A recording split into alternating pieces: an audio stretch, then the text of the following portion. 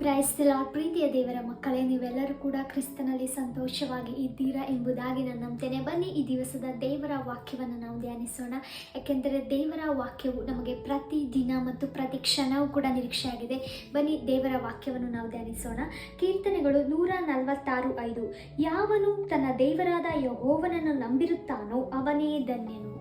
ಹೌದು ಪ್ರಿಯ ದೇವ ಮಕ್ಕಳೇ, ಯೇಸು ಕ್ರಿಸ್ತನೇ ನಿಜವಾದ ದೇವರು, ಆತನ ನಮ್ಮ ರಕ್ಷಕನು ಎಂಬುದಾಗಿ ನಂಬಿರುವಂತಹ ನಾವು ಧನ್ಯರಾಗಿದ್ದೀವಿ. ಯಾಕೆಂದರೆ ಕೆಡುಕನ ಕೈವಶದಲ್ಲಿ ಇದ್ದಂತಹ ನಮ್ಮನ್ನು ನಮ್ಮ ತಂದೆಯಾದ ದೇವರು ಯೇಸು ಕ್ರಿಸ್ತನ ಮೂಲಕ ನಮ್ಮ ಮೇಲೆ ಎಷ್ಟೋ ಪ್ರೀತಿಯನ್ನಿಟ್ಟು ತನ್ನ ಒಬ್ಬನೇ ಮಗನಾದ ಯೇಸು ಕ್ರಿಸ್ತನನ್ನು ಈ ಲೋಕಕ್ಕೆ ಕಳುಹಿಸಿಕೊಟ್ಟರು.